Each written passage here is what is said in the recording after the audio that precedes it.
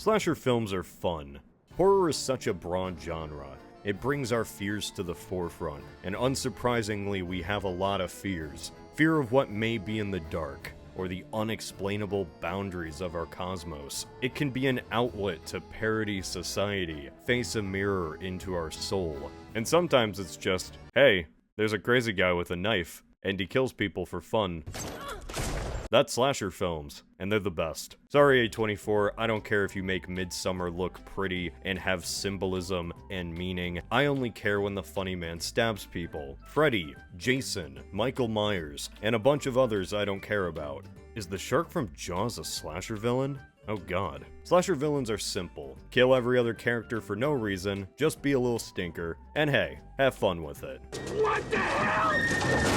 And I have to say, as of late, slasher films have gone off the rails. They're just too complicated anymore. I don't care that Halloween ends. It should have ended 40 years ago, before Halloween 2. There's just too much filler now, and they no longer give the audience, me, what I want. And that's annoying characters dying in funny ways. No movie truly delivers on that promise more than the 1992 slasher film, Dr. Giggles.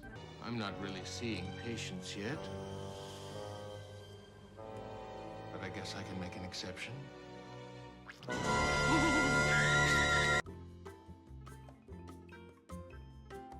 So, what is Dr. Giggles? Why am I wasting your time? Your typical slasher film has a villain that's just a force of nature. They're either physically imposing or deformed, they're a monster in some way. Whatever the reason, they just can't be stopped until the very end of the movie. In Dr. Giggles, the slasher villain is this guy.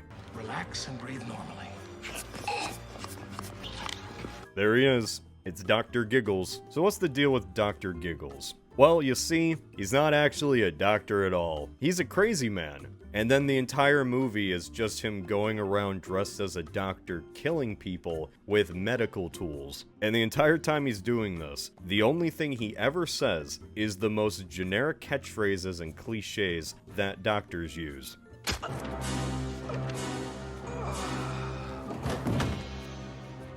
I were you, I'd get a second opinion. That's it. That's all his lines in this movie. And it's incredible.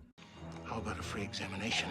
Our film begins with this incredibly long title sequence. And I don't mean like X-Men with all of the credits. I mean just each letter of Dr. Giggles' name just popping up one by one. It's like the title's reveal is some dramatic plot point. The first mystery unveiled for us, and it's that we're watching a movie called Dr. Giggles. We open on a surgery being performed by the doctor himself. And you think, oh, this is before he lost his medical license then. Like he went crazy after getting fired and he started killing people with the tools he already had. And yeah, no.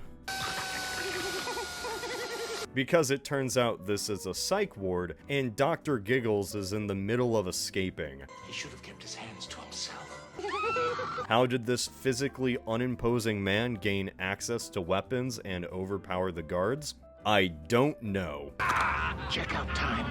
Anyway, we begin again on a classic American high school. All the teenagers are talking about how they're gonna go to the creepy old abandoned house after school and make out. Yeah, it's one of those movies. All these 25-year-old looking high schoolers with one thing on their mind, the segs. I think it's best to just break out this list. Let's see. Yes, cross that off the list. While it is still creepy that movies do this, when I mean teens, I don't mean they're underage. Everyone's 19. I guess this entire town just got held back by a year. We meet our protagonist, Jennifer, or as you might know, Piper from Charmed. Don't ask why I know that. She has a heart condition, and she's worried because her mom died of a heart condition like a year ago. But what's also concerning is her dad kinda already moved on. Jennifer is reasonably concerned by all of this, but she's surrounded by teens who just want to drink and party, baby. It's the 90s. Let's listen to grunge. Let's ignore Jennifer and her emotional problems.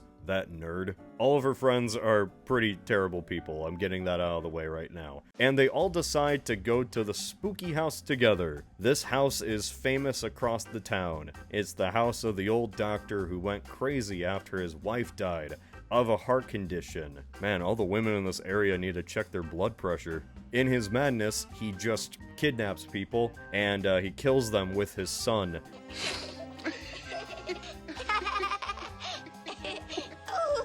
The way that this legend song goes is that when the doctor died, his son disappeared too. So, ooh, I wonder who that son could be. It's a mystery. Really, it's a mystery to the entire town. The mental institution doesn't even know his real name. Patient 193. Oh shit, that's Dr. Giggles. Oh, that's his nickname. Nobody knows his real ID. Which is quite unfortunate, because if the psych ward was able to put 2 and 2 together, somebody might have known he was gonna go back to his dad's house. And it's not like there would be a bunch of stupid teens visiting that same house on the same day he escaped anyway. Of course, it's a slasher movie. That's not really a shock, but what is a shock is why they die.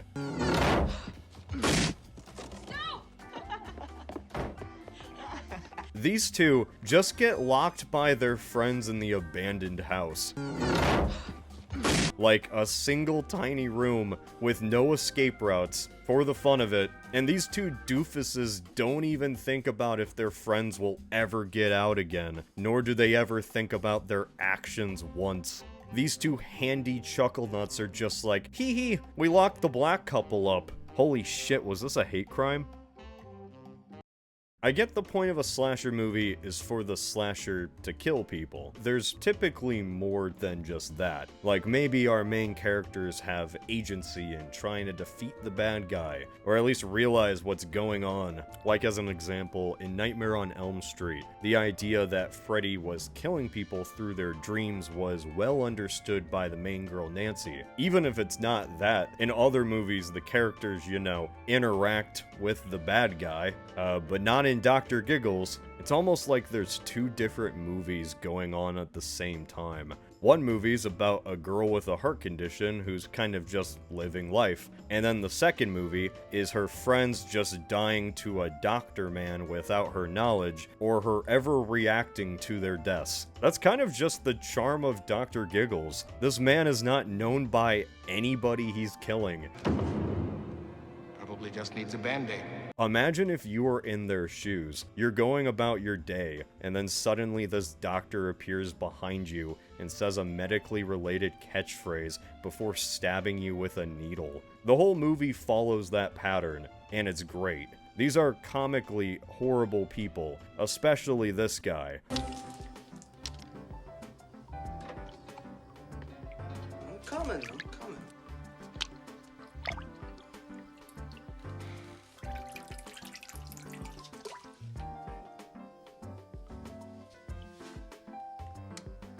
Ready or not, here I come. In a less diseased example, we have Jennifer's stepmom, who doesn't care if anything bad happens to Jennifer at all. She even gets mad at Jennifer's dad for being concerned about his teenage daughter at all. She's never okay. She's trying to tear us apart. Don't you see that? All I can see is that my daughter is sick and that she might be in trouble. So are you coming or not? No. Like, damn, woman. The movie makes all of these people so horrendous, and then after they do something bad, it becomes only a matter of time before Dr. Giggles shows up.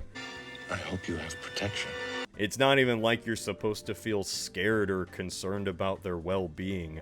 It's almost like Dr. Giggles is some vengeful god serving swift justice to the sinners of this town. And there isn't really anybody shittier than Jennifer's boyfriend, Max. Come on, why do we have to get drunk to have fun? We don't have to get drunk, but it's a damn good start. Jennifer is reasonably sad about getting heart surgery, and like anybody else worried about a medical issue, she's not really in the mood to make out. Max reacts to this information like any reasonable person would, and immediately cheats on her. The only way she finds out about this too is because one girl goes up to her and is like, I think I can help you.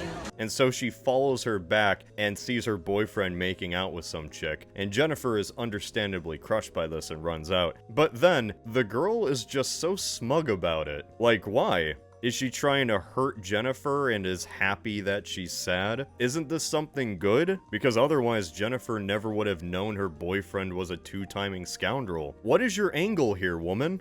In her sadness, Jennifer runs into a hall of mirrors like any teenage girl does. Like this one. Not knowing that she has actually been trailed the entire time by Dr. Giggles. Jennifer finally comes face to face with our slasher villain, and it only took 50 minutes in this movie with a runtime of an hour and a half. It's here where our plot really begins. Everyone realizes, finally, that something is going on and that there is a crazy doctor killing people. The rest of the movie is confronting Dr. Giggles, who has kidnapped Jennifer and is keeping her in his spooky hospital of madness. So the question you're probably asking is, why not just kill Jennifer? Well, she has a failing heart, and his mother died of a failing heart. He wants to fix her. I want to make you proud. Proud. And this is where the movie gets even more confusing, as it seems like Dr. Giggles genuinely wants to save Jennifer. Otherwise, why go through all of this? He apparently is even smart enough to perform open heart surgery, considering he has the IQ of Somewhere in the stratosphere. But instead of performing an actual safe operation like a smart boy, he instead still goes through the procedure as clumsily and stupidly as possible. Have a heart. Does Dr. Giggles actually want to save Jennifer? Why even bring up that he was some genius if his biggest brain move was to stop her heart and walk away? What am I supposed to make of the situation? And the movie's answer to this is nothing. He's Dr. Giggles. He's crazy. And I am too for dwelling too much on this. Time to do what doctors do best. Jennifer is saved by the cop and her scumbag boyfriend, and then the film ends as she's received with actual proper medical care in a real hospital. Oh wait, much like Doc Ock, the entire medical staff is killed in a fury of violence. So it's up to Jennifer, this small teenage girl, to finally confront Dr. Giggles because nobody else will. By the rules of this world, the only way you can successfully kill somebody is with a cliche. Try some of your own medicine. This magnificent man, this chaos entity who has no personality outside of stupid medical-related sayings, looks straight into the camera and with his dying breath, spouts out,